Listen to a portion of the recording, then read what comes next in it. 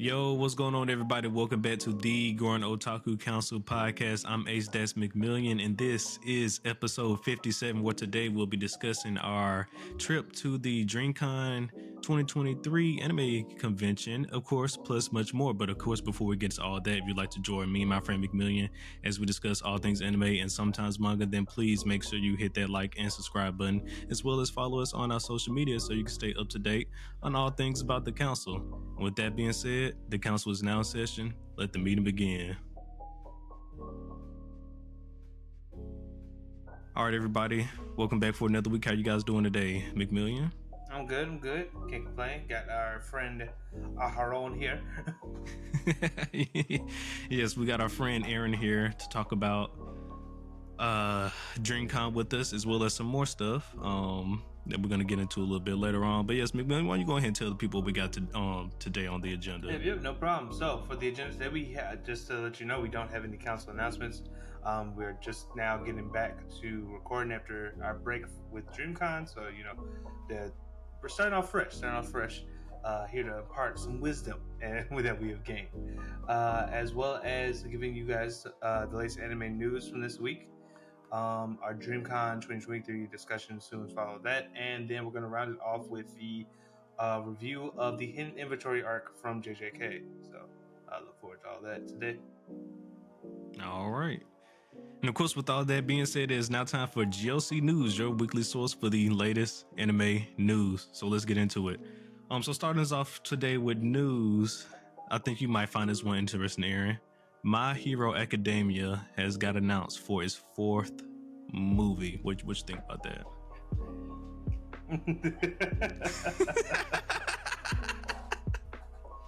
Look, if it's canon, then that's good. And if it's not canon, I don't really care. I feel like they've been making too many non-canon movies. It's like, or at least like it's like partial canon. I'm just like, it's almost like watching filler. And sometimes the filler doesn't make sense. Can you speak into the mic a little bit more for me? Yeah, I was just saying that it's like watching a non-canon movie is kind of like watching filler, and I mean sometimes it's good, sometimes it's not. My Hero, I feel like they've done it too many times. They should do what Demon Slayer has done, which is make a movie out of an actual arc. If the arc warrants it, I feel like that would be a dope thing to watch. Okay. Yeah, no, I feel you on that. I mean, me personally, I don't care whether it's canon or not, but I do think that the My Hero movies have been good. The first 3 were pretty decent, and I think some of it is actually one of the best things about the anime, the movies, in my opinion. I personally feel like they need to stop focusing on the movies and put more of that love that they give the movie to the show. No, I feel you on that. I mean, they redeemed themselves with season 6, I think. It was a good season. That went crazy from start to finish. Cannot lie, they popped off with that one. I just need them to continue to pop off with the show. Yeah, speaking of My Hero, season 7 also got announced for My Hero. I believe we already mentioned that, but just in case we didn't, I just want to reiterate that season 7 for My Hero did get announced already as well. But moving on from there, Aniplex Online Fest is next month on September the 10th, where we're going to be getting some more news on animes like Blue Exorcist, as well as Solo Leveling, but still unfortunately no information on 86. What are we doing, Aniplex? They withholding it. I told you, I'm about to start reading the light novel. It's about to be over with. I might have to join you. I have slowly been becoming a manga reader, slowly but surely. I'm even been thinking about starting the One Piece manga, because I've been thinking about starting the show over. But instead of doing that, I said I might as well just read the manga from the beginning and see how that is. Mm-hmm. But yeah, just please, Aniplex 86 season 2, just something. Let us know that it exists, please. I'd like to. I know they got enough source material. Yeah, and there's also some more titles from Aniplex that they're going to be talking about as well. But those are just two main ones that I'm looking forward to as well. But moving on from there as well, this will Aaron likes this one as well. JJK season 2 Shibuya Incident arc is now currently scheduled for August 31st.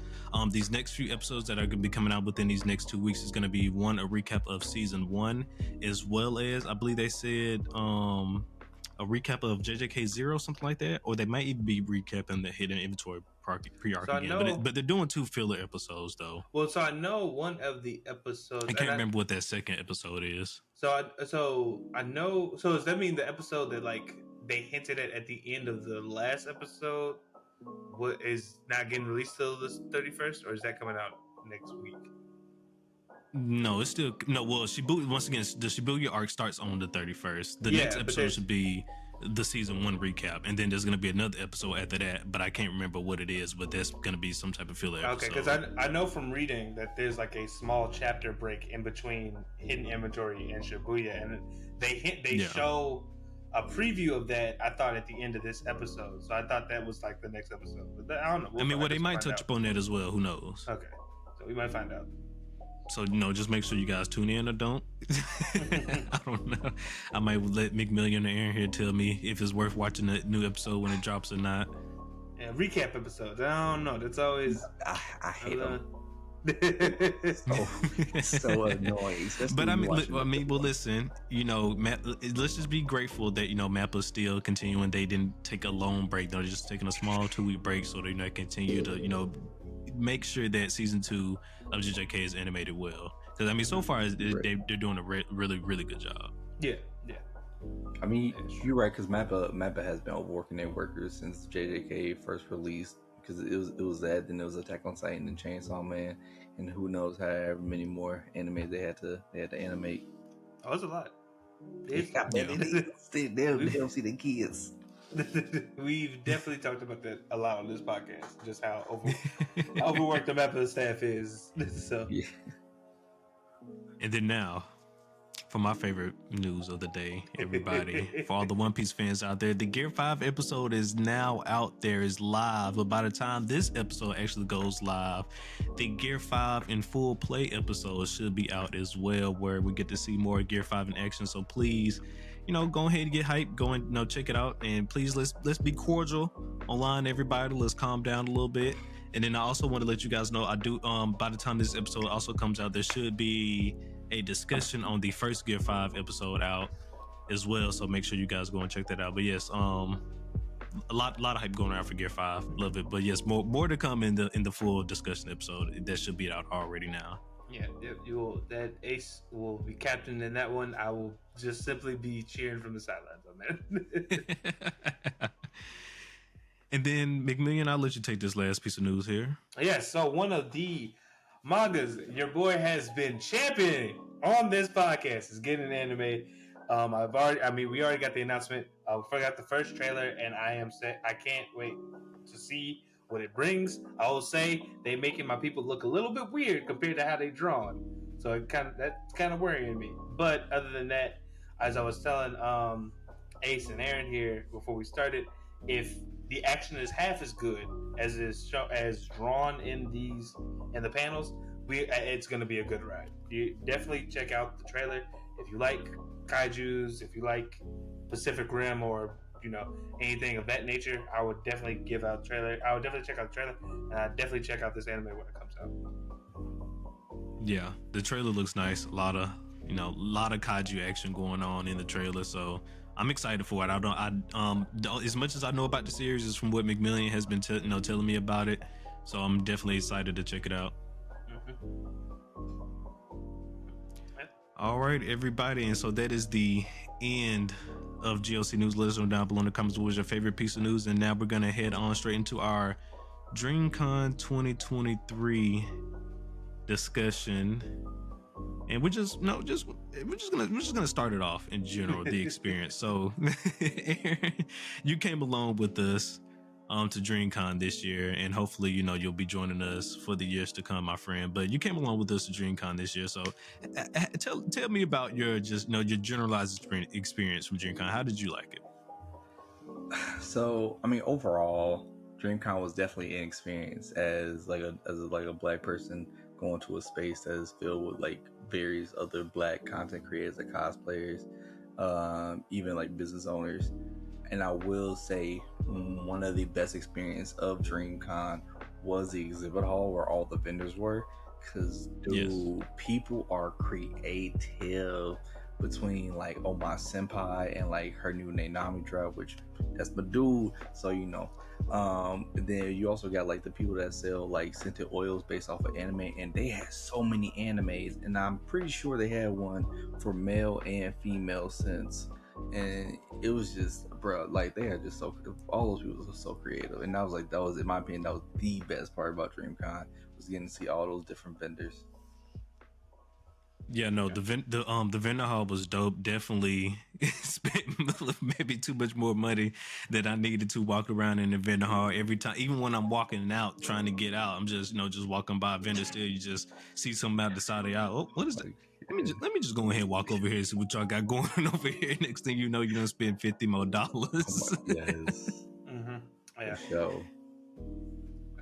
Yeah, no, it was a good time. So, McMillian, what's up? General experience. How did you enjoy DreamCon? As a now content creator, I think I appreciate it probably more than I would have if I went before then. Getting to meet other aspiring content creators was really cool, as well as just kind of enjoy the space that was made for us by us. Really, you know what I'm saying? Yeah. So that was immaculate. But as an anime fan, as just a space for like just a space to enjoy, this medium in which we've like entranced ourselves. It was just a great experience as well. Like I don't think I don't know. I think Aaron basically said it. To see that many Black people that just love the same thing, and to have that we're out there to have a great good time was just beautiful. No, that's the highlight of the experience for me. Just being around niggas. Fuck it, being around more niggas that like anime. That is the highlight of the convention for me, because it's just such a good feeling. Because I know I mentioned this in our last episode, but just growing up, you don't get to be around other Black people that like anime all the time. And so and it was like over 20,000 people attending the convention. So just that many people in that one space of people that look like me, it's just such a good feeling. And that was my highlight of the convention right there. Yeah. And then nothing feels better, I think, than that, really getting to entrench yourself with other people that love something just as much as you do. Yes. So this is beautiful. I agree. But yeah, so let's of course, it's not an anime convention without the cosplays. So unfortunately this year I could not make it to the because every year they've been doing a cosplay competition. I couldn't make it to the competition this year. I don't even know who won this year. But the cosplays in general though was just freaking amazing, and they were crazy. Yeah. I think like one of my favorite ones I seen, there was this guy in like a full body armor samurai suit. I believe you saw him, right? Yeah. He was just walking around. It like the Berserk armor, kind of similar to the Berserk from Fate, but he actually had like armor and stuff all over his body and things of that nature. I believe he was an Oni, to be exact. And it was so cool. Yeah, that was a good one. A couple of my favorites that I saw, someone went as Purple Haze, the stand, for my JoJo fans out there. I know these people out here, they don't know, but we know. It had an amazing cosplay. He couldn't talk, but I it was great getting to see that, like him move in it, and everything was beautiful. Another one I liked, there were these two goons that adult goons that were like walking around, and each of them had their own spin on how it should have looked like. So one had like dreads for like the hair bundled up, and the other one just had like a huge afro that kind of like blocked his face. But like the embodiment of it, I love how like they took something and like kind of even made it their own. But it was it's I think that's like kind of like the beautiful thing about cosplay, is taking a character that you love and then like embodying it within yourself, So that was great. Yeah, no, I remember that guy. He even had like the smoke coming off from the cosplay and everything from all over his body. It was dope as fuck. I remember like one of the ones I liked was a dude came as Spot from Across the Spider-Verse. Man's even walked around with a bagel. The bagel, he was holding the bagel the whole time. He was holding it up so people knew what it was. Did you see they actually put out they put out a video online where for the Spider-Man meetup when all the Spider-Mans was jumping that guy, Yeah. the guy who came in I the did spy not see cosplay. Did you that. see that video? Yeah. That is funny, as they So, should, as they should.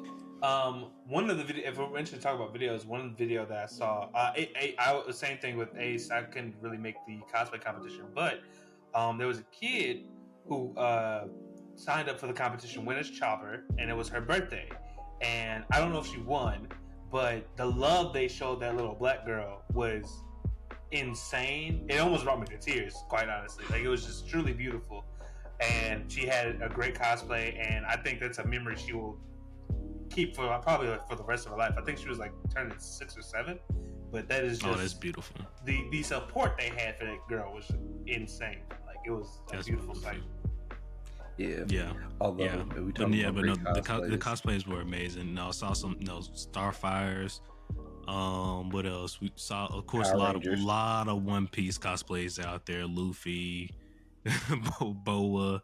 I even saw some Hunter x Hunter cosplays. Remember, the not twins, but it was 2 dudes dressed up in adult Gon cosplays, and then one of them even had like the spiked hair and everything. It was wild. Like all the cosplays, everybody looked good. It was amazing.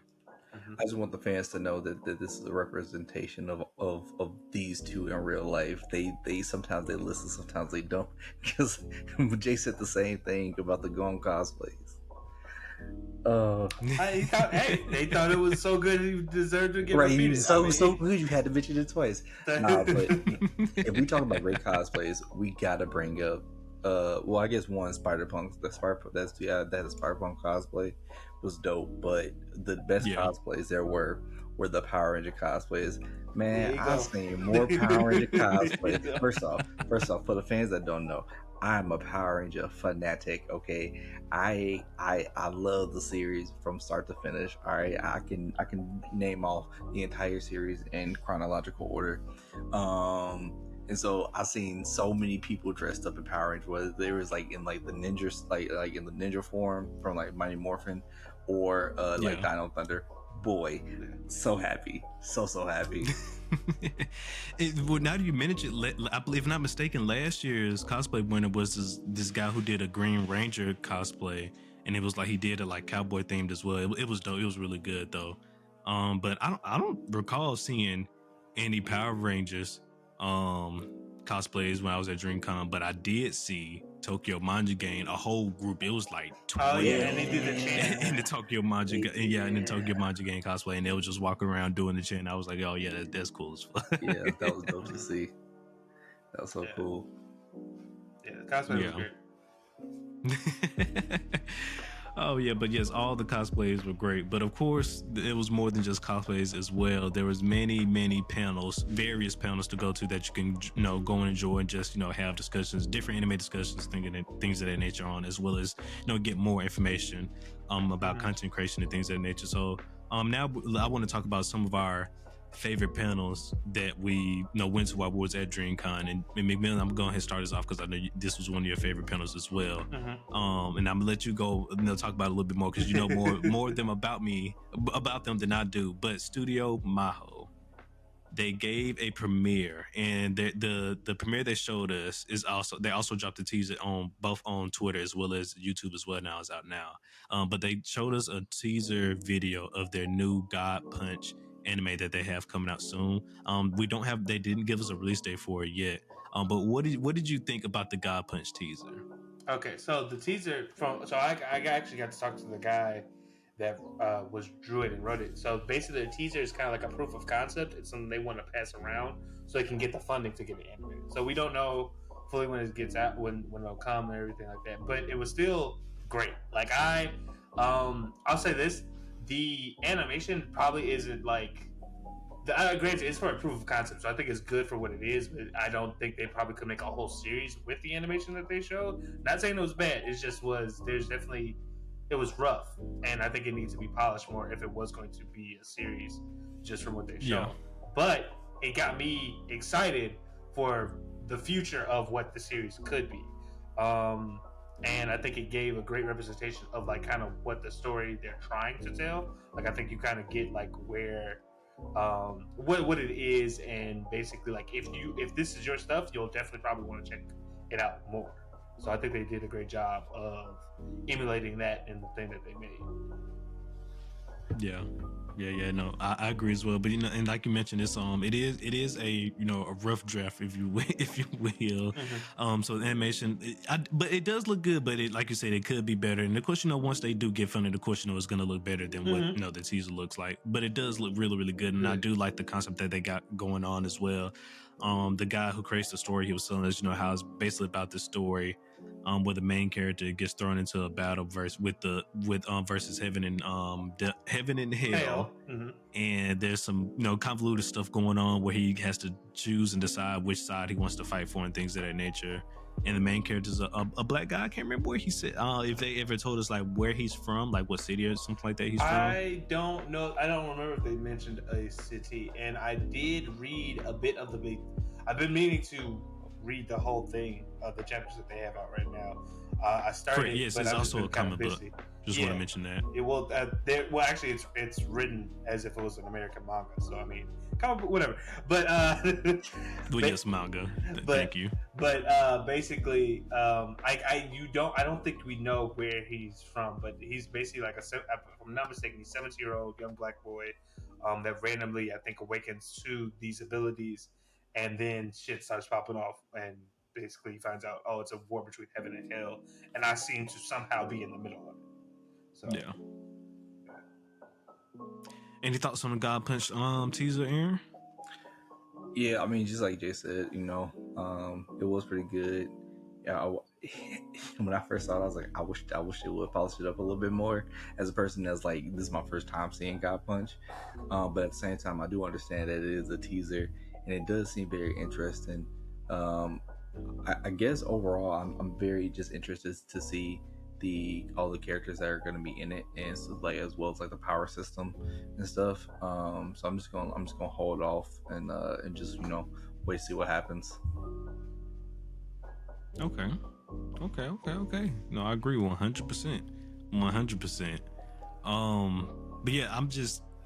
The teaser looks good. Everybody, please go check it out. The teaser is out now. You can find it online. Once again, the name of the animation is called God Punch. And yeah, so for some more panels that we went to, Jay. I know we didn't go to every panel together. So what were some of the favorite panels that you went to? Some ones that I couldn't make it to. So one I think was a Family Feud thing. I don't know if you consider this a panel because they did stream this and it was more kind of like an entertainment type thing. But RDC and AMP had a Family Feud hosted by Berlizzi as Steve Harvey, and it was just a good, fun time. Like as a person who wasn't necessarily there just for the content creator aspect, I know there's a big thing for people. That was a big thing for some people. For me, it was just a very enjoyable experience. It was hilarious. They had a great it was just a really fun time. I think if you like RDC and you experienced it was just a good time. It was a nice how would I say, I guess break from the con type thing. That's kind of how it felt to me. It was more just like a good viewing experience. Like I was watching a bit of content, like a sketch or skit from them almost. But it was nice because besides just the entertainment value, I also got to when I was sat down, when they found a seat, I was just sat down with some random people and we just were joking about the stuff that was happening on there. You made fast friends at this con, which was also something really cool. But that was a good time. Okay. Did you make it to the Family Feud event as well, Aaron? No. I think around the same time the Family Feud thing was happening, I'm pretty sure I was at the 10 Pins panel at the same time. So okay, well tell us a little bit about the 10 Pins panel then. All right, so just as a preface, I've been a bowler for 10 years. So I bowled in high school and I bowled collegiately for an actual college team. So I have a lot of knowledge when it comes to bowling. So 10 Pins is a manga currently that is made by the same creator of Namiware. I forgot his name, but he created 10 Pins, which is basically a bowling anime, and it's about this main character who is based off of himself, and like him learning to bowl and like growing up and going through like the all the things that like a young black boy would kind of go through, but like with the addition of bowling, and the way he puts it in the panel is like this is the world's first bowling. He said world's first bowling anime, but I feel like you got to say world's first bowling manga because they're not anime yet. And he made the case that like there's apparently some other, I think it's like a Korean or Vietnamese like anime or manga that's already out there, but he said that it barely focuses on bowling, and this one is primarily focused on bowling. Which, as a bowler, I looked at it, and I mean, it ain't too far from what the real thing is. I ain't gonna lie to you. He throws in a power system with elements similar to like Demon Slayer. Wait. So this is bowling with superpowers. First off, I just want to point it out. Demon Slayer is swords. We're not talking about Demon Slayer right now. We talking about 10 pins. yes. 10 pins is bowling, but with powers. So it's, okay. Yeah, you want to kind of explain a little more, Jay? Yeah, so I didn't go to the panel, but I did read the manga because I decided to support it. Because again, so for those that don't know, 10 Pins before he even had this panel, was selling like hotcakes on Amazon. It was like outselling Blue Lock, which if you watch us, you know how much me and Ace like Blue Lock. So I was like, I gotta see what this is about. So and also just like Aaron, I haven't been bowling as long as Aaron has, but in high school, me and Aaron played on the same bowling team. So I know, huh? What? I just have to let the fans know that I taught you how to bowl. You know, it's true. It's true. I ain't gonna lie. I ain't got no reason to lie. I don't know why you being shady.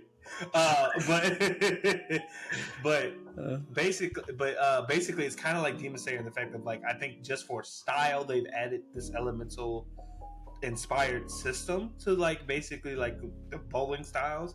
Now, granted. I don't know like how far we want to get in discussion with it. I think I think it could be a little bit better fleshed out because right now it seems very kind of like surfacey. But I would like to see. But it is interesting. Like I do think the story has a lot of potential. Like I was talking to Aaron about it. I think it definitely has a lot of potential. But they could do with a bit more. I don't know. It could be. There are parts here and there that could be touched up on. But I do think it has a lot of potential to be. Yeah. So really So Aaron, were they talking more about the comic or what? Or is there an animation coming out for this? What was going on in the panel? So it was kind of a little bit of both. Because he was answering a lot of questions that people had, and he also kind of showed us a little intro for the anime.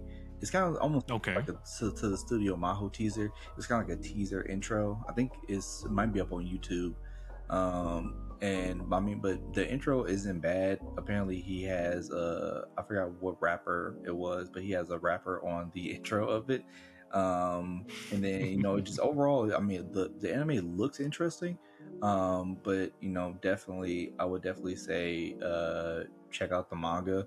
Like I said, when it came, so my biggest fear was he said that he only been bowling in youth league, which for those of you guys that might know, there's like a real big power, not power, but there's a real big like gap between skill of youth league to like, collegiate.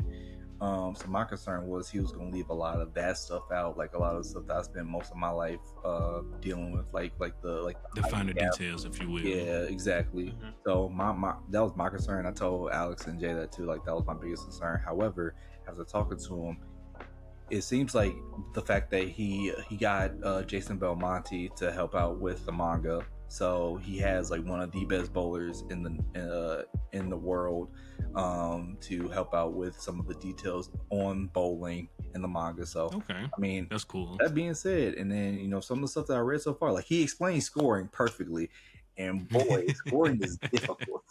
So with that being said, I definitely say check it out. I'm gonna keep supporting Ten Pins.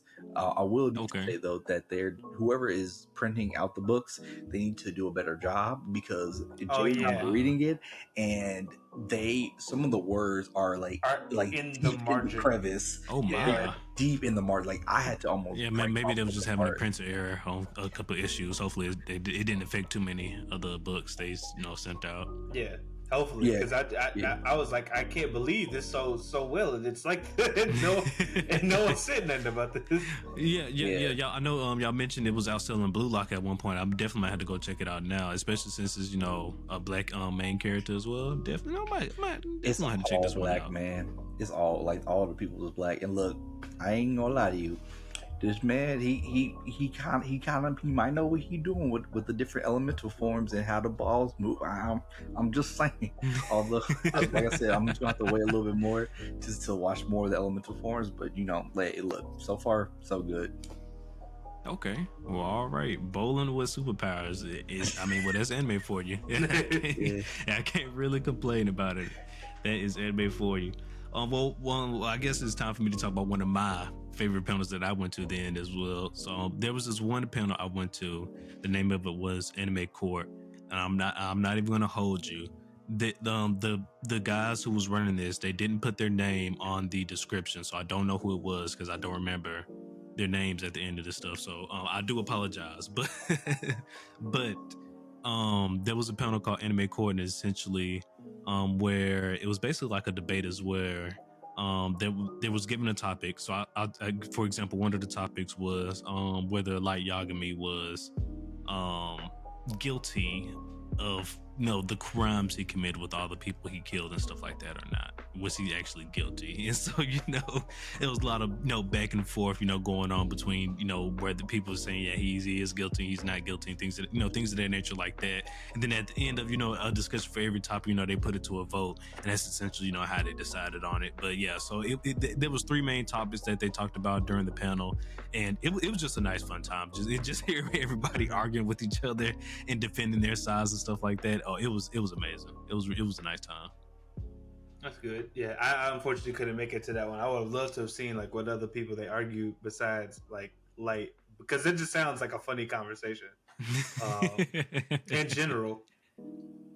Yeah, and then there was even during the Light conversation, there was even this one guy in the Light cosplay. So yeah, you guys can imagine how that went. So yeah, it was funny. But yeah, so that was one of my favorite panels as well. Is there any more panels that you guys would like to talk about? Any more specific panels that you want to touch upon from DreamCon? So I'll just quickly mention this because I didn't get a chance to go. But you know how like us as anime fans, black people, we always got to figure out which one of them is black. And we always got to find black people as shit, even if it's not black people, right? So they had a panel for that. Unfortunately, I did not make it, but I have seen videos from that panel online, and it just sounded like people were in there having a good time. Like, I'm not the biggest One Piece fan, but I do know of Jinbei, and somebody had to argue that Jinbei was, if he was black or not in the One Piece world, and somebody was like, "Look, to me, he's Samoan, because I mean, what nigga that's me?" And wears that type of, wears I guess like the type of stuff Jinbei be wearing. Yeah, and it was just funny. It was just really funny, the arguments that they had, stuff like that. It was obvious everybody was there to have a good time. So I had to just shout that one out because I thought that was hilarious. All right, Aaron, for you, any more panels you want to talk about? Nah. Yeah, I basically only went to like 2 panels. Besides that, I was spending money. Yeah, so the only other one I think that Aaron went to, and he went with us, was this how to monetize your content panel, and I can't remember who hosted it, but I do know like for those that may know, Keats did it, was a big part of that panel. Him and his team, and he basically just gave general advice on how you could monetize your content even without let's say like a huge following or stuff like that. But also besides just that though, there was also good advice I think just for content creators in general, some stuff that me and Ace are gonna probably try and take to heart and improve our stuff with. But who sneezed? Oh man, Okay. I'm sorry. It's like allergy season. Like dropping shirts. Oh man, I'm Okay. sorry. All right. I'm having Okay. coughing. Okay. I'm having Aaron coughing trying to The issues. merch. Aaron trying to do shit right now. I see. But basically, yeah, that was one I really liked. Unfortunately, we couldn't make it to a lot because they actually had a decent amount, I think, of panels for aspiring content creators or already content creators Yeah. to go to, but we didn't really make all of them. But I would just shout out that one in general because I thought that was like a lot of value added, and I'm pretty sure the other ones that they had was probably also pretty good. Okay. Yeah. Okay. Although I also would You like know. to point out that that for advertisement purposes, we had stickers that we were leaving at like all the panels. So if y'all So if you're watching here from this, that, right? If you're here from the stickers, hey, how you doing? Sorry we left all the stickers all over the place, but welcome. I'm Yeah, dead. that was Yeah, another no, highlight. 100%. Yeah, no. All the content creation panels that was well informed, like you mentioned. We couldn't make it all of them, but the ones we did make too, they definitely had some good information in them. But of course, it's not an anime convention without the merch. So tell the people what type of merch y'all brought home. see, I wish you said we were talking about merch before you already Right. grabbed the poster and stuff. Yeah, but I didn't. Yeah, I didn't think about it. I honestly forgot all about the Well, merch. And then, do Alex, I have ain't you wearing one of the merch right now? I actually have one of the pieces in here. So no. Let me grab this real quick. okay, I think you wear it. I think you wear one of the other merches too. he might. I don't know. It looked like it though. I did. It So did for look those, like it. I don't for know those- what the shirt that looked like that. so obviously for those that did not go with us to DreamCon, I bought Ace a shirt to kind of like Sweater. to celebrate the fact that we Hoodie. kind of been doing this for like 2 years. But and it's by Soul King. Or for those who don't know, please check him out. He makes great content. He makes great stuff for the anime community in terms of like clothing and accessories. I'm gonna show y'all this poster. This poster fire. Yep. He said you gotta show it to, especially after I guess the Gear 5 No. weekend. So Jay, you're gonna have to show your jacket, man. You're gonna have to show your jacket. Wow, Yeah, Alex I mean, I can't posted. show everything, but definitely this jacket, my boy. As boy Jay Jay just got me said, here. he just said, yeah. Jay, I From need you Soul to get that King. jacket. It's a real nice jacket. It's a Zoro jacket. And then some other cool stuff I got. I got some posters. This is one of the posters I got right here. Is what is this? This is Gear 4 Luffy. Yeah. Oh yeah, that's dope. you can, yeah. It's I don't think the video is doing it justice because it keeps making it gray. But I don't know if that's like that normally is. But it looks great. Yeah. Unfortunately, it's a holographic poster, so it might look weird. It might look weird in the camera. I don't know if the camera's doing it justice, but yeah. Oh yeah, I got that little cool holographic poster. And then there's also I got this another poster of the worst generation. I believe I got it's like a LED light type poster, so I'm gonna have to put some hang it up and put some lights behind it. But this is what it looks like in general. Oh yeah. Yeah, I don't know how well you guys can see that, but yeah, got some posters. I believe I got got some few necklaces and stuff like that as well. And of course, you got to get your official DreamCon T-shirt before you come back home. Mm-hmm.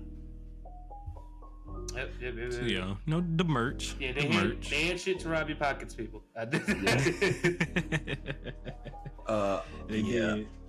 I probably bought rob your pockets. I bought the Zenitsu and Nezuko do-rags from a Waves from Oma Senpai. I bought the Nanami set for my fiance. Me, Alex, and Jay all bought a poster because we convinced each other somehow, some way that because it was a deal going on. So if you buy 3, you get them at a discounted price. So we convinced each other to do it. We all robbed each other's pockets. Yes. I convinced Jay to buy a jacket that's really dope. It's a Pokemon jacket, which Pokemon is one of his favorite game series. You won't go get it, but it's a fire jacket. I don't want to look. These people are here to watch the episode. We didn't originally plan for the I'm just saying. merch stuff. No, we did.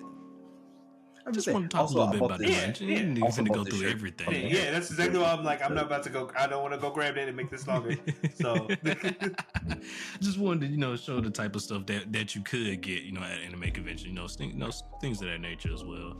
My wife bought me this dope ass One Piece jacket. Yes. From Anime Guru. Yes. And you also got a sword. I did. You did get a sword. They had. Got to start my sword collection. It's the start of my sword collection. Yeah, they had that weeb shit, man. They had it. Oh my god! They also had they had this dope Avatar shirt too. It had all the symbols for all the different elements and all the different nations. Yeah. Oh my god! It's so much money being spent. They had some dope Avatar posters too. I mean, it was just a lot of cool stuff out there. Yep. So I mean, if you guys ever get a chance to go to a anime convention, it don't matter which one it is, any anime convention, definitely make sure you go out there and get you some cool stuff, because you will find you some cool stuff. Trust me. You will find some cool stuff.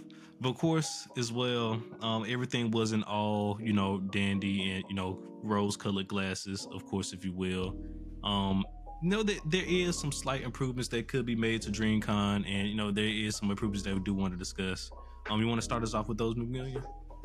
Yeah, so for some improvements, because you've obviously probably been seeing the hate online, I don't think it's fully justified to be cancel like I've been seeing, but some stuff they could have improved on. I definitely think lines were a big issue.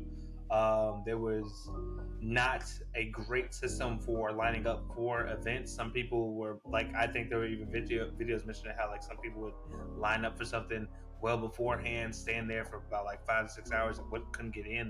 That is insane. That's crazy. And these are people with special badges.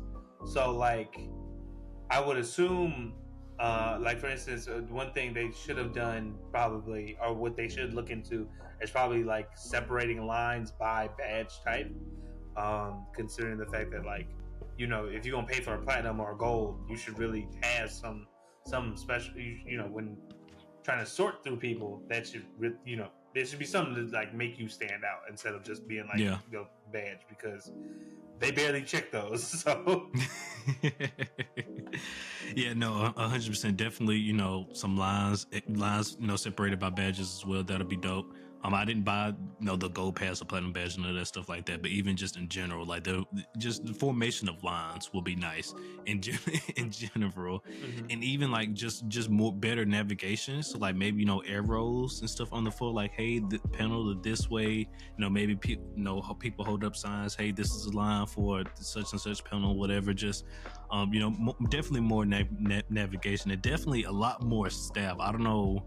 Maybe they underestimated how many people's going to show up this year, but we definitely need more staff members at the convention there next year, especially if they plan on increasing the size even more. They're definitely going to need more help, or it's only going to be more dysfunctional, unfortunately. Yeah. The staff was, I think they had a okay number, but they definitely need to improve, I think, on staffing in general, from people and how they were trained. Anything from you, Aaron? Yes. So training is, I feel definitely a big piece. So I told Alex and Jay about this because this is crazy. But one thing I noticed when we kept going into through the metal detectors to go into the convention center, because if you went to the hotel, you have to keep going back through the metal detectors for obvious reasons. But one thing I noticed is that they weren't really checking the badges, and I only know that because I had mine on my wrist, and just because I didn't want to keep wearing it around my neck. And so I can spot the I can see their eyes, and none of the eyes looked like they were looking to see where my badge was. I think there was a time I even had it in my pocket and I was able to walk through. And that's not to say that's any of RDC World's fault, because I understand that you can lead a horse to water, but you can't make him drink. That was definitely one, because I feel if you gotta spend $100, you better be it better be whoever spending $100 in there. I better not see nobody that getting in for free, because if that's the case, man, I could have just been getting in for free. And it only seemed like the last day they were really checking for badges. So yeah, that's like one of the biggest like red flags that I saw. That and the metal detectors kept going off. They kept going off every time somebody walked through. They went off, and I'm like, there's no need for them to be here if you just gonna keep waving people through. Like, I understand it probably works on like the honor system, where it's like, you know, if you got, like, I trust that you don't got something to bring up in here in this black convention where people are trying to collaborate and have fun as black people. But at the same time, I'm like, bruh, come on now. Yeah. I guess, I mean, I think, like I said before, I think the staff was intimidated by the size, because I think you can't stop and check nobody if you got like 50 people, if you got like over 100 people behind you. I think that was like, they were definitely checking bags though. You weren't walking in there with no bags without getting checked. Bags. So if you want to bring in anything, you got to put it in your pockets and then walk through it. But we don't endorse that. No. Well, they made you take your stuff out your pockets and hold them above your head and things of that nature. But no, I definitely agree, because I unfortunately I heard about people sneaking into the convention, people with no badges and stuff inside of panels and stuff like that.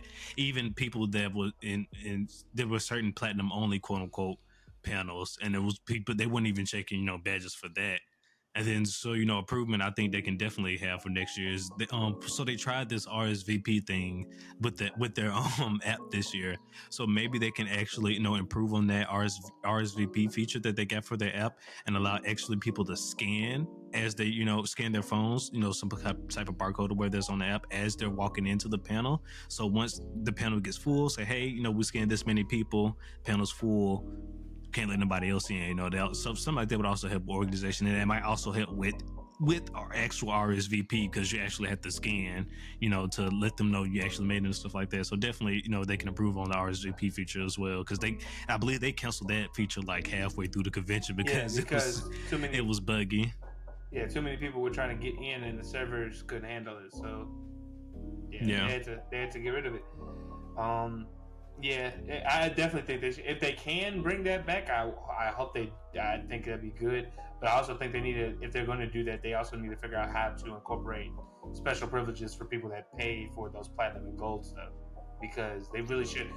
Those people shouldn't be competing with other people to get somewhere because they paid extra to do it. So no, I feel 100%. 100%. So before we move on to our last topic here, is there any more improvements that you guys would like to share, just in case anybody from our the team might be watching? Who knows? If you are watching, we love this convention. It was great. I just this is just some thoughts. Other thing for me, I think, is scheduling.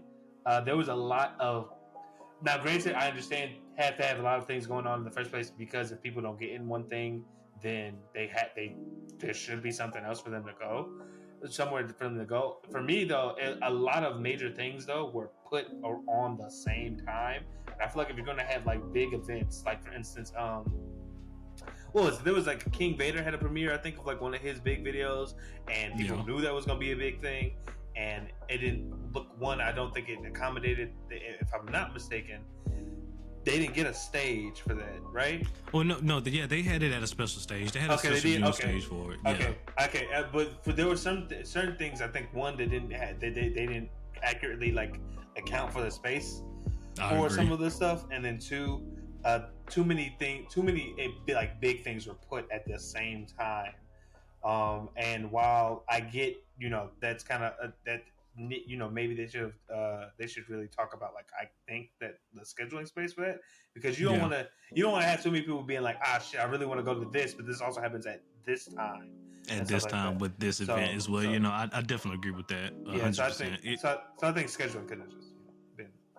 Yeah, because I know that was one of the main reasons why we didn't go to a lot of the same stuff together, because a lot of stuff that we did want to go to, they were scheduled at the same time, so we had to end up splitting up to go in different panels and things of that nature.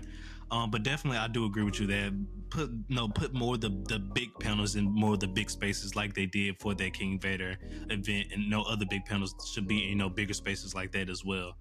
I definitely agree with that 100%. Yeah, there was a lot of good stuff, like as well as like something I want to mention, like I think they had karaoke going on all day, and they had a decent sized space for that. So there's a lot of stuff they planned well. I just think, like, when they revisit this year, Hopefully, like a lot of people gave them constructive criticism, like filled out that survey. I think that 100%. was going out, and they get some of their stuff together. Because I think one thing, just to be more exact on like event schedule, maybe they could diversify it a bit more. Because a lot of, I think like a major problem, at least when what I'm talking about, is having those major events. A lot of the stuff was similar that was happening at the same time. Like so, if you were interested in X and Y, those things were grouped. And if they could probably like diversify the selection a bit more, they probably have a little bit more success, I think, when it comes to schedule. So yeah, no, I feel you. Well, all right. Well, now for the last topic here, we want to talk about looking forward to DreamCon 2024. We just want to let everybody know that we got some big aspirations out here, guys. So as of right now, the plan is for the Gurren Otaku Council podcast to be vendors at DreamCon next year. So we'll have a booth in the vendor hall, so you guys come out, check, chat with us and things of that nature, and maybe even buy some merch. Who knows? For really cheap, have some shirts and stuff like out there right now. Have some shirts and stuff out there like that. But we got some ideas. Yeah, so that is one of our current goals, is to be vendors at DreamCon 2024 next year. And also just want to say again, definitely looking forward to all the improvements and stuff that they're going to make for the convention as well, because you guys got to remember they went from like 6,000 attendees to 20K. So of course there's going to be some rough patches here and there. We got to give them time. Believe that they've been doing this for 5-6 years now. So they're still relatively new. You got to give them time to work out all the kinks and everybody. But please let's stop the canceling. We need this space for Black people. This is a beautiful space. It's a beautiful time, and I'm glad that they decided to do this and throw this on every year. We need more spaces like this, and hopefully, this is on DreamCon is only a catalyst for more spaces like this to come. Mm-hmm. Yes. Yeah, that, and apparently from what people say, like Comic-Con and all those other big conventions also had similar issues. So even if you're that big and you still having the same issues as DreamCon, then the issues can't be that bad that DreamCon's having too. Yeah. 100%. But yeah, definitely. So just give them time, and definitely if you went to DreamCon, if you got some constructive feedback, I'm pretty sure there's forums out there on their app and their sites that you guys can go look up and find where you can give your feedback to. If you want to give good constructive feedback, please, because we're only trying to go up here. Everybody wants to succeed. Nobody wants to see this thing fail. Everybody wants to see DreamCon succeed, so we can keep going and enjoying it every year. So it's a good time. But yeah, so that is the end of the DreamCon 2023 discussion, and we're going to be heading on into our weekly recommendation, brought to you by yours truly, McMillian. Take it away. Yep. So for all my friends out there, all my fans, we have a small, short, 12 episode anime called Gangsta. If you had not heard about it, basically it is somewhat how would I compare it? It's about these somewhat supernatural hitmen.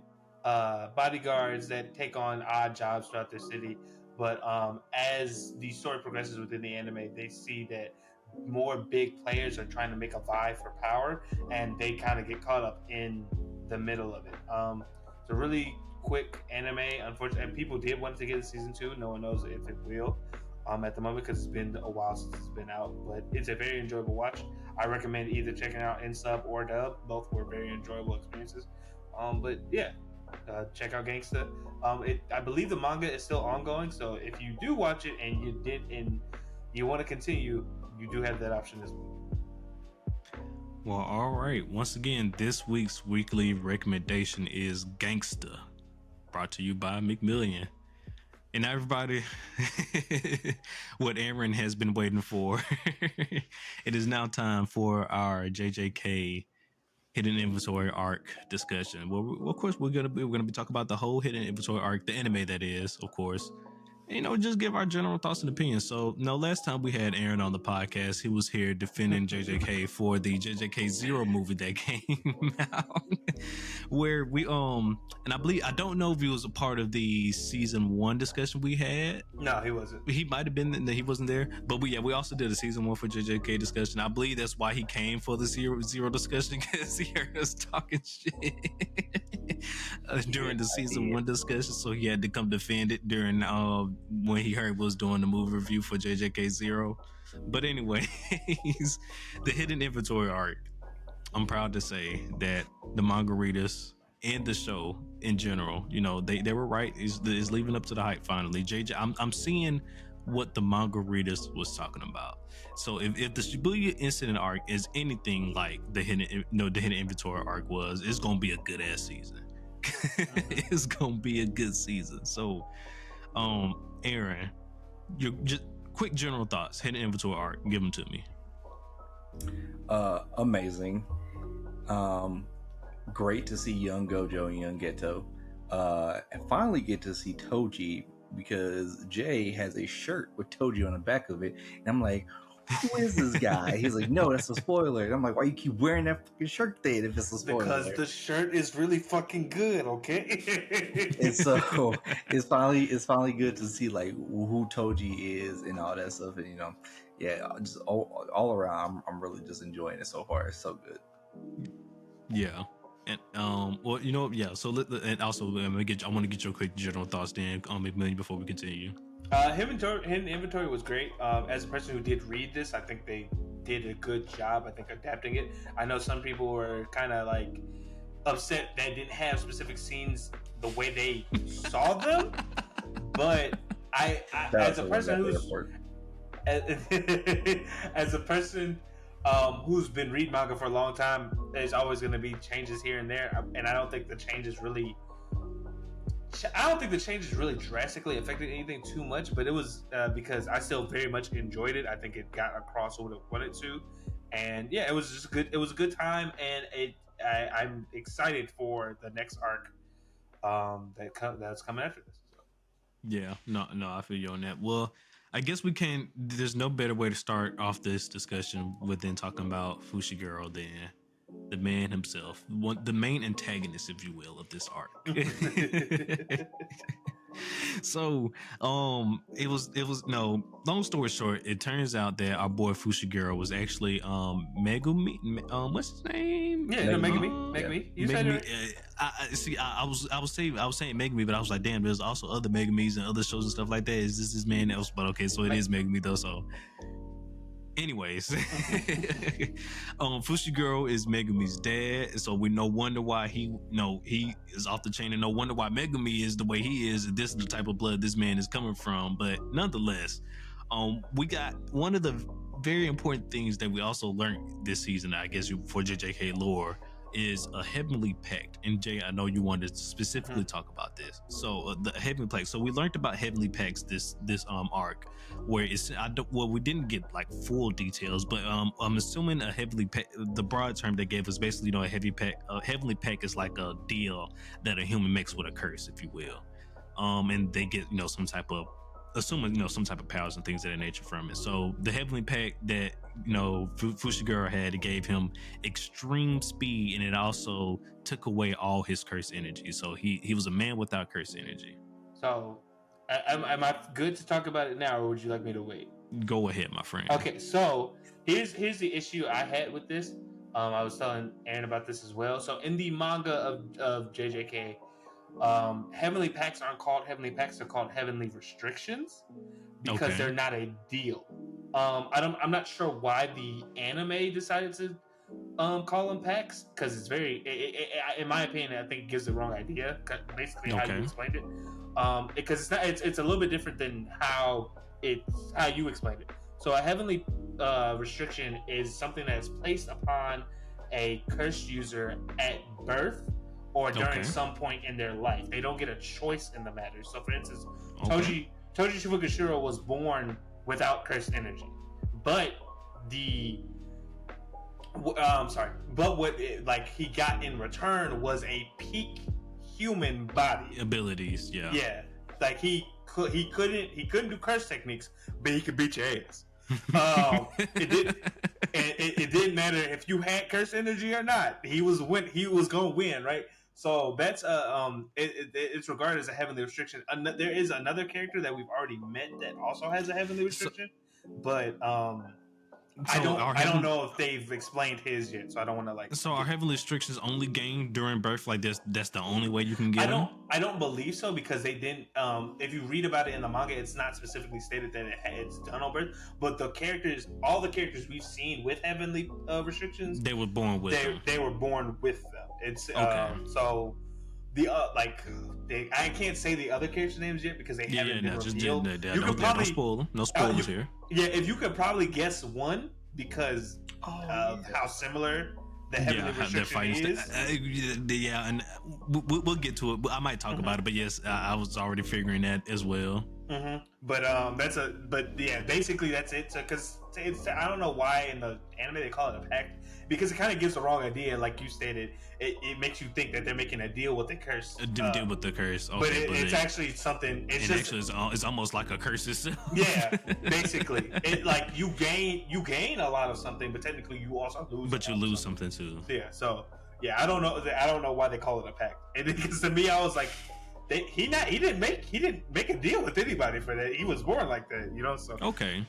Well, what that clears up a lot of stuff. Then I'm glad you definitely wanted to touch upon this and clear that up, because I definitely would know this was one of the issues I had with JJK. A lot of their power system stuff is hella confusing, and sometimes they don't do a good job of explaining everything. They might, maybe they do a better job in the manga, because sometimes in the manga they give the mangaka gives more detailed description, stuff like that.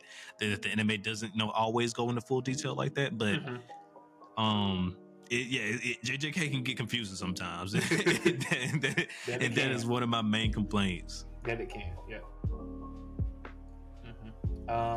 But just to touch up on my thoughts as Toji as a character, love him. Terrible dad. Great antagonist though. I really feel like it's just like his whole thing was like, I need to make money, and the best way I know how to do it is fucking with this just shit. Killing people. Yeah. So like, I mean, hey, but he was a great character. He represented, I think, not only like a growth that Geto and Gojo had to overcome, but also just like a representation of an ideal, because Geto, as we saw throughout the series, or at least this part, had a whole thing of like, the strong have to protect the weak, and in his mind, the weak were people who had the inability to use cursed energy or cursed techniques. And then Toji shows up, and it's like, oh, weak doesn't necessarily mean harmless. So I think he was just a great representation of that, especially with the whole like Gojo's motif of, I'm the strongest, so I can do anything. I don't gotta worry about anything because I can make anything happen. And then he's met with an actual challenge from somewhere he didn't even expect. So okay, yeah. Well, you know what? While we're still on the topic of heavenly restrictions, then the character that we've been alluding to here, because unfortunately, I got spoiled on some stuff. I don't know exactly what happens, but I know Maki does some cool shit later on in the arc. I don't know exactly, but I know she does some cool shit later on. Mm-hmm. So I'm with that being said, I'm already assuming that Maki probably gets or has, if it's going to be revealed that she has a heavenly restriction later on in the series. So are you asking me to confirm this? No, I'm not asking you to confirm this. Fuck no. Because I was about to say hidden inventory is kind of like where I also do know that something does happen to Maki later. But I mean, they kind of already set it up to if she does have one, they've kind of already set up, because she said in the JJK Zero movie and then when we meet them that Maki has no curse energy. So there we go. All right, Mr. JJK over there, heavenly restrictions. Any gripes on them? Hate them? It was great. It makes a whole lot of sense, especially as somebody that plays a lot of risk versus reward type games. Like, heavenly restrictions are like amazing, and I really liked how they displayed it, especially for Toji, where it's like you get, because they even stated in the episodes for the hidden inventory, but like everybody has some amount of curse energy. Like nobody has zero curse energy. So to have zero, but like the caveat is you get like superhuman speed, strength, perception, like all your senses are heightened, like all that stuff is amazing. And then the like to put the cherry on top, to give him the ability to have like this curse that is used as storage for cursed tools is like, bruh, like as Jay said, they made him a the really cherry good on top. antagonist. Because I mean, because it's not enough to make somebody super strong, right? What makes them so dangerous is not only that they are super strong, but the fact that like he's virtually invisible. Exactly, because like they work off of sensing curse energy, and since he has none, as long as that curse is not out, like they won't know he's there. And so he only takes it out when it's about time to whoop somebody's ass. And by that time, from what we've seen so far, it is like way too late. So yeah, I think Heavenly Restrictions is a dope addition to the power system. I really like it. Yeah, no, I agree as well. It looks like it's going to be a cool addition to the power system as well, especially considering that we're going to go ahead and bridge this conversation into Gojo's awakening, that a person like you mentioned with no curse energy was able to push Gojo to his limits in order. Basically, he killed him. Like let's just go ahead and be honest. He killed Gojo. If Gojo did not in that moment master reverse technique energy, no curse energy, he's dead right there. Like in the discussion. Yeah. And now we're looking at Fushiguro as the strongest, and this guy being the last standing thing between us and Sukuna. Yeah, no, I mean it's great. I love how even like Gojo himself admitted that you should have, like when he came, he was like, you should have cut my head off. I would have died if not for X. But kind of similar to Thor with Thanos. You should have gone for the head. Gone for the head. Always go for the head. But like, I think I like Gojo's thing though. Is just like, yeah, you had a chance to beat me, but now I'm him. Okay, like.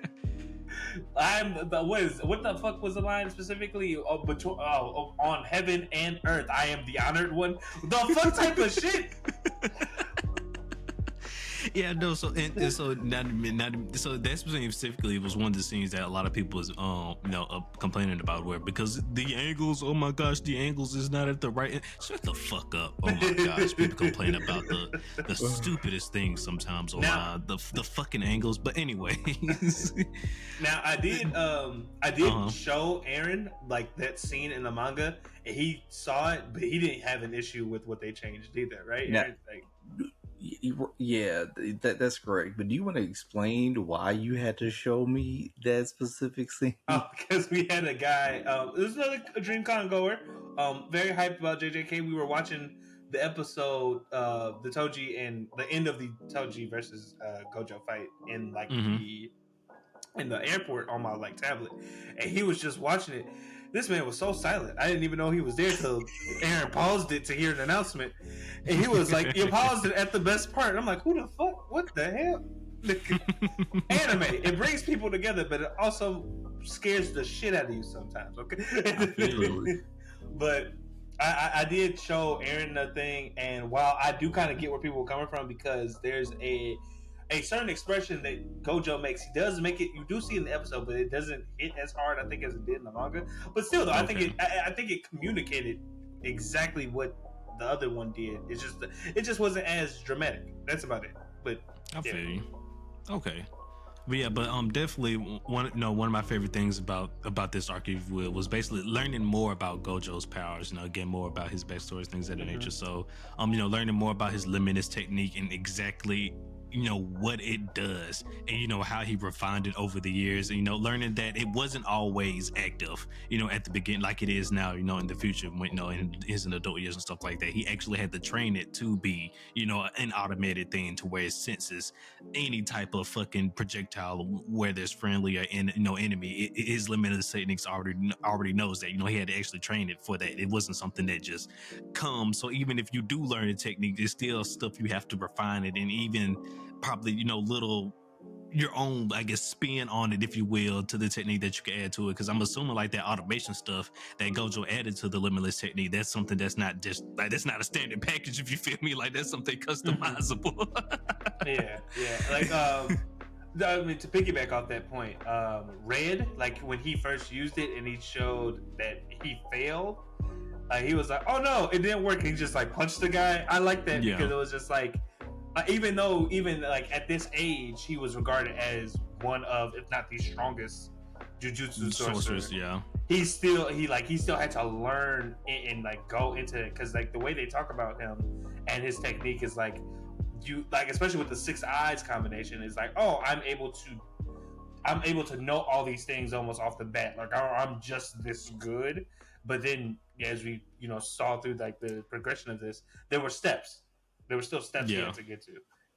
Yeah, and speaking on that, so we also learned that people in the Gojo clan, they can either be born with the six eyes or the limitless technique, but certain rare few are born with both of them, and Gojo just happens to be one that born however many years. I don't know if they gave any years, but it's several centuries. Like, so like, yeah. About every 700 years, there's a person born within the Gojo clan who has the six eyes and the limitless technique, and the only way to master limitless is to have the six eyes, apparently. So, with that being said, I'm assuming that the limitless technique is separate from the six eyes itself, like you just mentioned. But like you said, just the six eyes allows him to completely master it. But I don't know if I don't believe they fully went into detail of like what the six eyes actually do, though. Just yet. Yeah, I think there's still more come about it. You can look it up if you are interested, but like, if there is still, it probably, the six eyes probably has also something to do with his domain expansion as well, probably, more than likely. Now that I'm thinking most about likely, it, considering the domain expansion is the ultimate, that's the ultimate form of like Yoker's technique, right? So. Yeah. But yeah, so I'm definitely interested in learning more about the six eyes, like it, and truly just getting a detailed concrete answer. Is the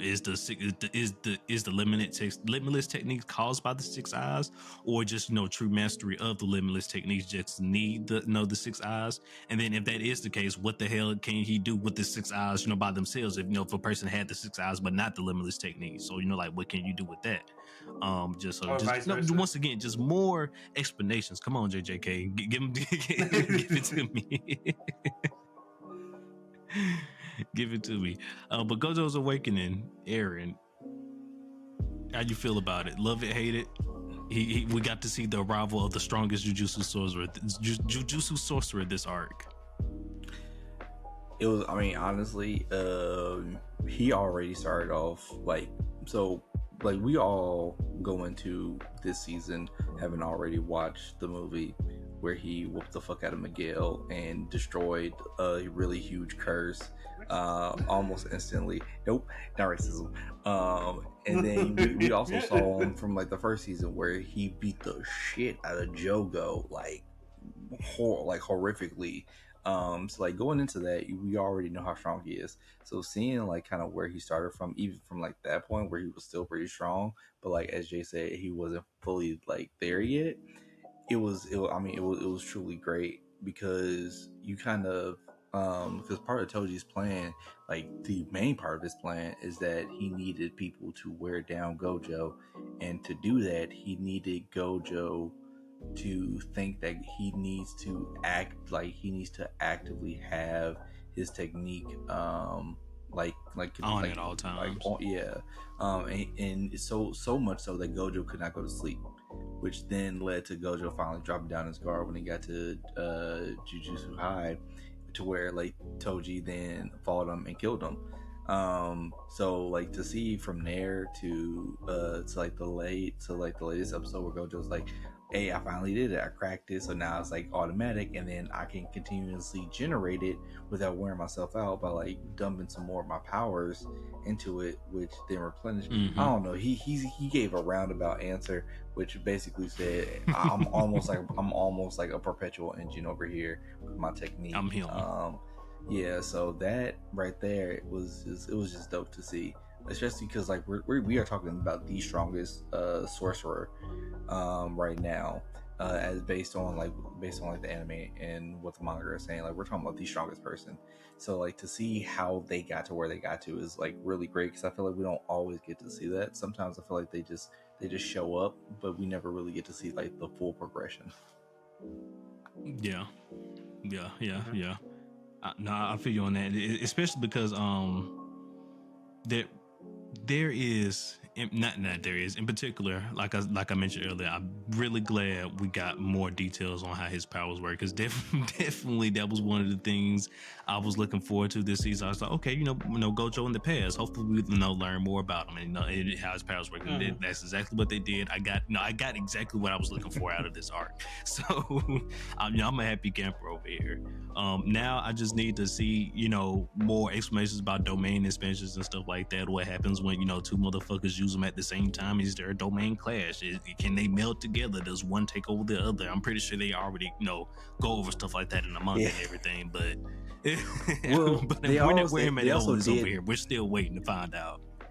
So they also did explain that in season 1, though. They when Gojo was fighting Jogo, he went to go grab Itadori because he's like, you know what? I feel like my student can learn a quick lesson because this nigga soft. He ain't about that life. So then Jogo gets so pissed off that he does his domain expansion, and Gojo's like, oh, that's sweet. And so he's like, Itadori, just so you know, domains, as Jay said, are like the ultimate version of somebody's curse technique, and it is a sure hit every time you're in a domain. It is like the move, like whatever move you have is guaranteed to hit. I thought that was stupid. That was one of the craziest things as well about it as well. I don't know. Like I said, I just don't know how I feel about that. I understand, but here's the thing, though. The caveat is that if your domain is weaker than someone else's, then their domain takes over, which is what Gojo ended up doing when he did his domain. Which is what I'm saying. So I like to compare the JJK's domain expansion stuff a lot to Bankai, but like JJK's domain expansion almost feels like an I win button instead of like a cool Bankai transformation. Like, let me hit my cool transformation and now I can hit all my attacks, and that's just for all imagine if all Bankais were like that. Everybody does some cool little transformation, but their attacks automatically hit now. So to JJK's defense, the caveat about domain expansion is that inside almost impossible to break out of. Outside, correct. However, as we've seen with Itadori, it ain't that strong. You can break in them. Yeah, it's easy to break in them, hard to break out them. Yes, I understand that part. So they're actually, and also, granted, apparently in Shibuya, there's going to be a thing that also shows another instance of something that gets around domain expansions. I got spoiled on it, unfortunately. But I just want to put that out there to look forward to for some people. So that's the topic. There is another way to get around it besides punching your fucking way in. Well, they're introducing hockey to JJK, everybody. I think they also said that like it does require a lot of curse energy and a lot of like power to be able to pull off. So for those of people that have massive amount like Gojo. Yeah, so it's like there are some caveats to it. But like I said, that's why I compared a lot to Bankais, because it's stated for a Bankai you need to have massive spiritual pressure in order to even achieve Bankai. I don't watch Bleach, so. Oh, here he go. He's a non-believer, everybody. I didn't know he's one of them. I apologize. No, Bleach has my respect. I just haven't watched it yet. I do plan on to it. He said it about a lot of stuff. It has my respect. It better have your respect. It inspired the shit you watch. Seeing Gojo's awakening, that was definitely my highlight of this arc. But next, I definitely want to talk about Goto's descent into madness. From this season, so we basically got to see the reason for the way Goto is. No, not Goto. Geto. Yes, the reason why he is the way he is. Yeah, I think Geto's his last name is Suguru. Never mind. No, it's his first. This is first. Oh, yeah, so you just call Suguru Geto. Yeah, just like Gojo's first name is. He don't deserve the honor. He don't deserve. I can't remember. I'm blanking. I'm blanking on this thing's name. Satoru. There we go. Jesus. Satoru. That's right, because it's Gojo plan. Yeah. But anyways, before I was rudely interrupted, Geto's descent. So long story short, one of the main objectives of this arc was to transfer this young girl who was this so-called thing called the Star Vessel to this man that we just learned about this arc as well. His name is they refer to him as Tengen-sama, he's apparently the foundation of Jujutsu Society. If this man dies, everything in the Jujutsu Society goes to shit. Long story short. But so they're bringing the Star Vessel to Tengen-sama because he wants to. She has to assimilate him, become one with Tengen-sama, so he can basically keep being reborn. Right. At the end of that, he finally makes it. He brings old girl to where Tengen-sama is, and right before she makes it there, well, actually no, they decide to leave because she says, "Fuck it, I don't want to assimilate. I want to keep living my life."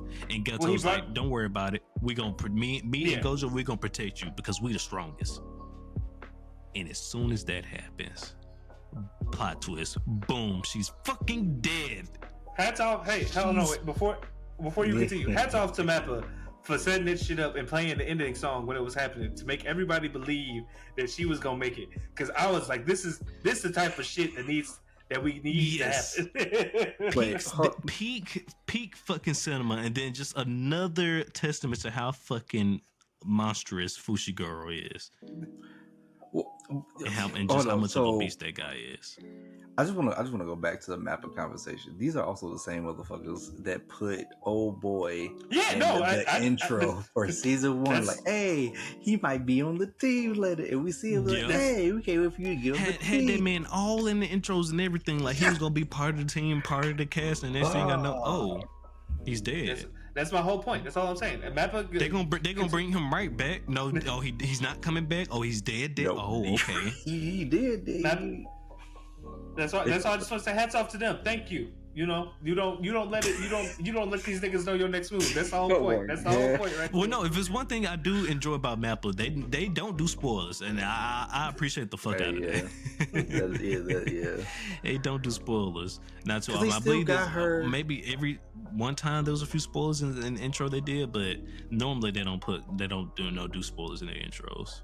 I mean, they still have the Star Plasma Vessel in the intro, like for the latest episode, and I'm like, she's been dead. That body cold now. Hey, I'm gonna get off topic just real quick. Speaking of new intros, that we are actually getting a new OP for the Shibuya incident arc. Yeah, I did hear about. I think they announced that before the anime actually came out. But yeah, we are actually getting a new intro for it. They also had, if you didn't know, they also had 2 separate visuals for Hidden Inventory and Shibuya as well. Yeah, 100%. Yeah, I believe they already started dropping teasers for the intro. I've seen it online. I don't think the full intro has been dropped yet. They're probably gonna wait till maybe like a day or two before they know they drop the full intro before the episode premiere, something like that. But yeah, we'll get a new. I just wanted to mention we'll get a new OP for the Shibuya incident arc.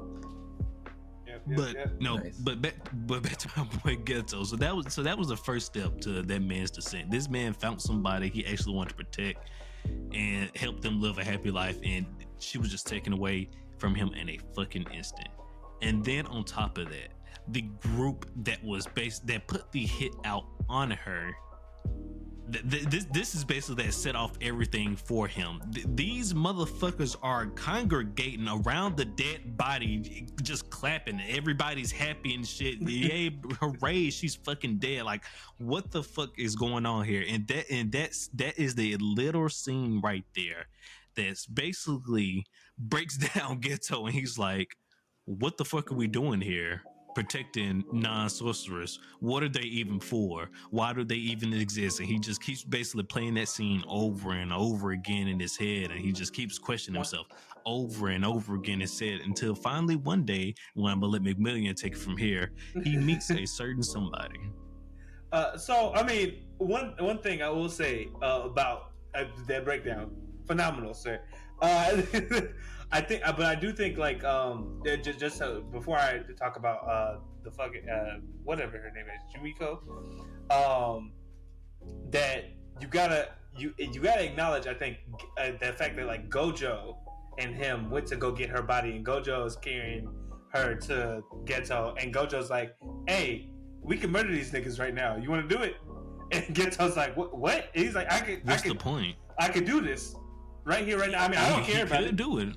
And then later on, you know, you get that, and then he's like, no, I think they're just people or whatever.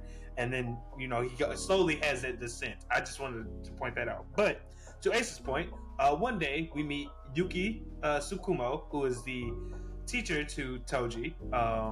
Obviously, with the great question, what woman are you to? And she breaks down basically how curses are made in JJK, which I believe is the first time we really get to hear how curses are made. I don't know if I cannot remember if they explained it. I believe earlier. they mentioned it before in season 1. How curses? In Zero, in the movie, actually, it was in the movie. I mean, they mentioned it in the movie and in season 1 how curses are made. I'm just saying, it was in my head. The movie came up, but strong emotions create curses, and basically, non-jujutsu sorcerers aren't able to regulate basically that energy that they produce from their strong emotions. But if every person on Earth became a jujutsu sorcerer, then there would be no more curses. Unfortunately, that's almost nigh impossible to teach everybody to become a jujutsu sorcerer. So Gento goes. So the other thing was, or we could just make a society where there are nothing but jujutsu sorcerers. And Gento goes like, oh, my God, that's it. That's it. That's genius. You cooking with grease right now, lady. You don't even. And one thing I will say I love about it is so subtle in this, but when that happened, I don't know if you go back and watch that scene, because I rewatched it today. The clap, you can hear the clapping. You can hear the clapping playing. It sounds out the rain. Yeah, I was like, whoa, what the fuck? That's so good. That's what I said. It's playing over and over again in his head. That one moment. It's so good, because at first it's just rain, and then as Ace says, it just slowly turns to clapping when he realizes, I can just murder niggas. I can just end it all. Yeah, and so, you know, that's essentially, you know, the drive behind Geto. Essentially, he's trying, theoretically, is how he's gonna put it. At least that's his motivation. He claims he gives himself is he's trying to create a world without jujutsu sorcerers. And how he's gonna go about that is, unfortunately, he's gonna get rid of all the non-sorcerers, because, like as McMillian mentioned, forcing everyone to even evolve, not necessarily just even training, even just trying to force them to evolve into being sorcerers through fear and stuff like that.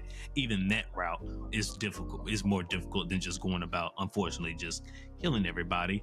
So, you know, unfortunately, he decided to take the evil route and go with the, hey, I'm gonna murder everybody. So, no, here we are.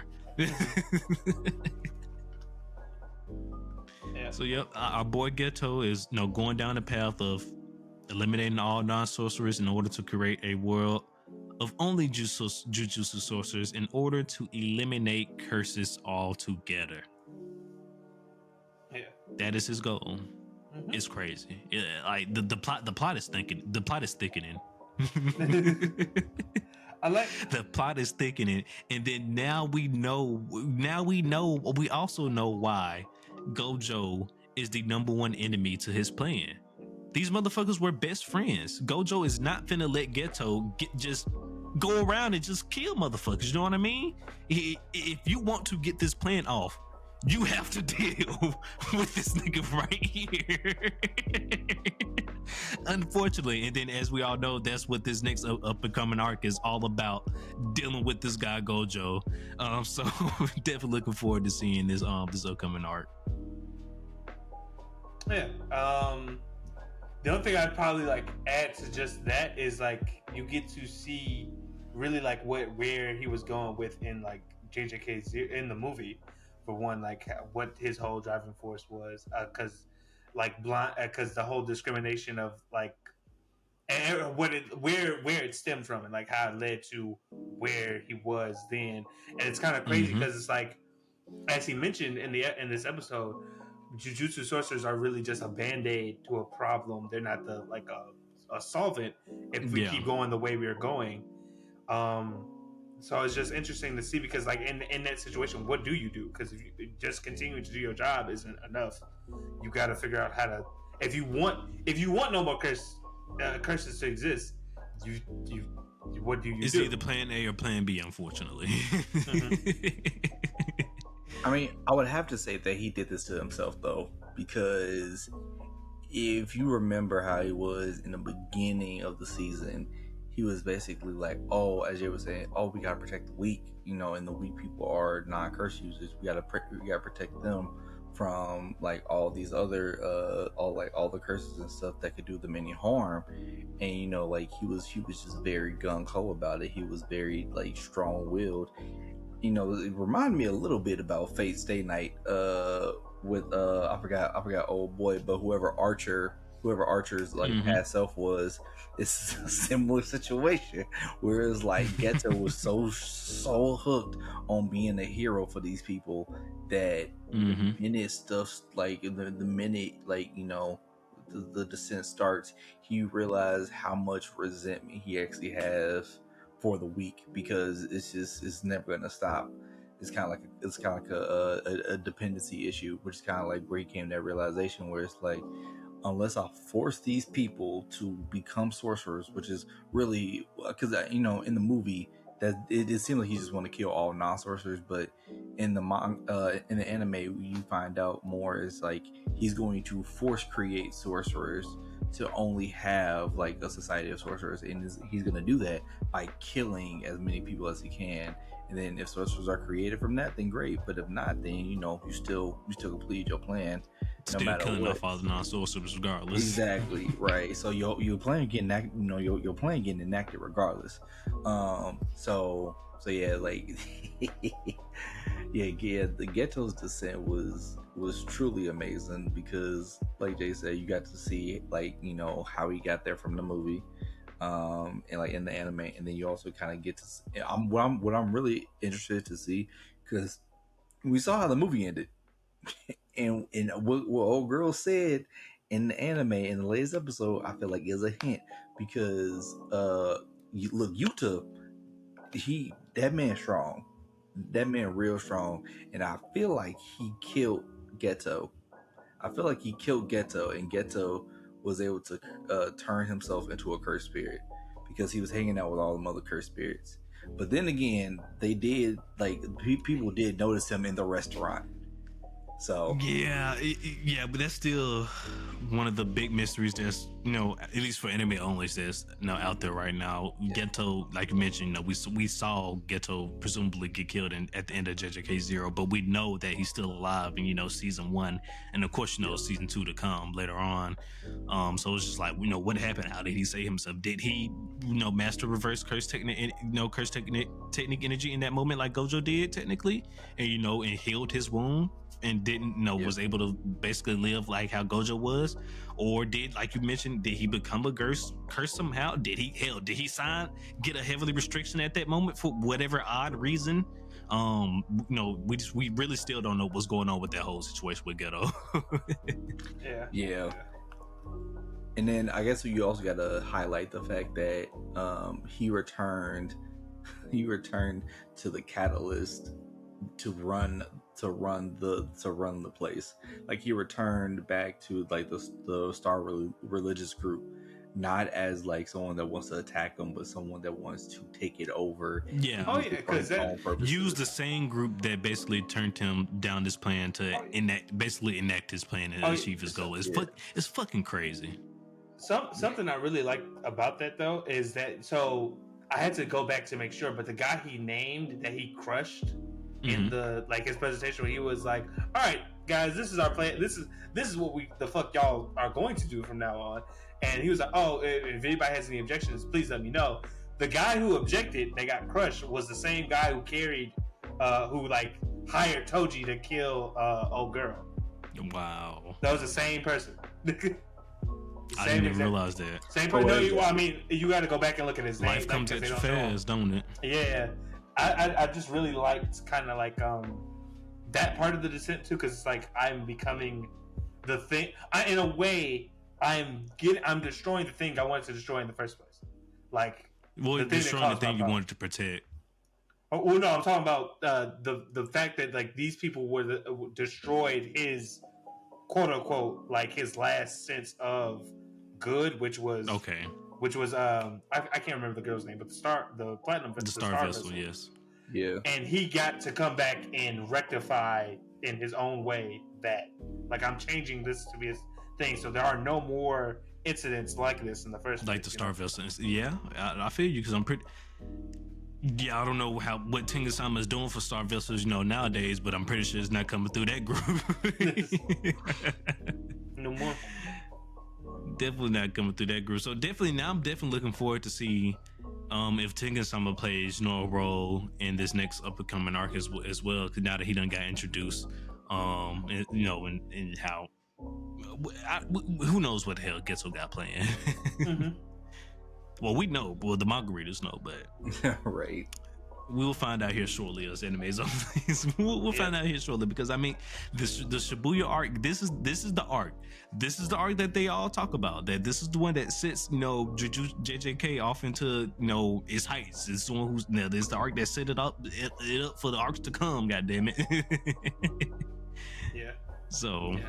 But I think, and with that in mind, I think this was a great staging to lead into that, because I feel like it answers, as you even pointed out, Ace, it answers a lot of your questions. One, on how curse energy works and stuff, like even like with Geto's. I'm sorry, not with Geto, but like with Gojo's stuff, you get to find out a lot of different aspects of more of the Jujutsu world. So I think with all that in mind, now it's time to take the training wheels off and and put us into the big leagues. So I think this and hit the ground really running. good, Yeah, no, I feel you. Really, really good point for them to take off. I mean, it sounds like they're doing it anyway, but even if not,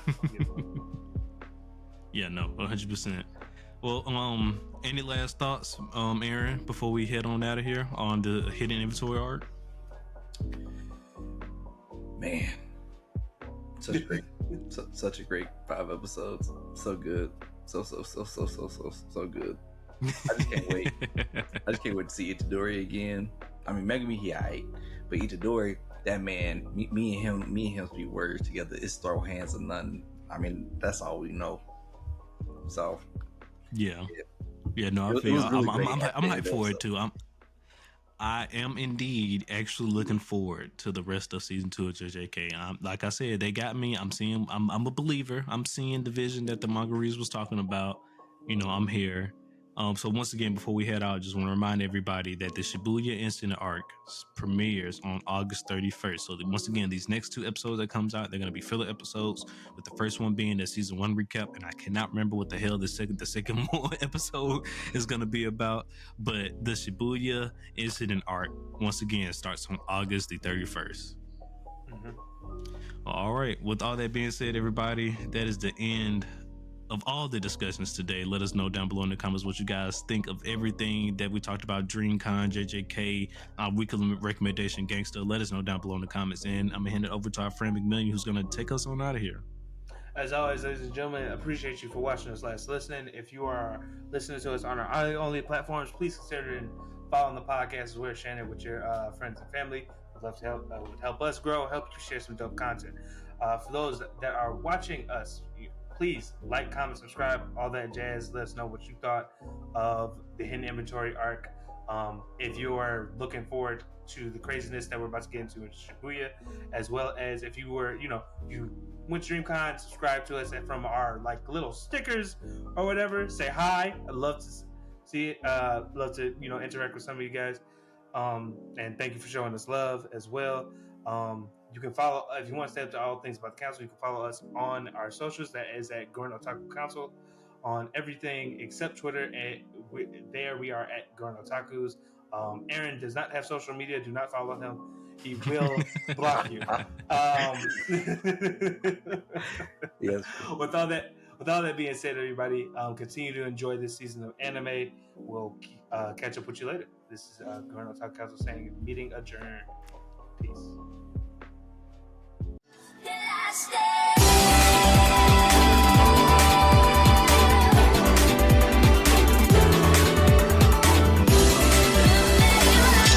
照らして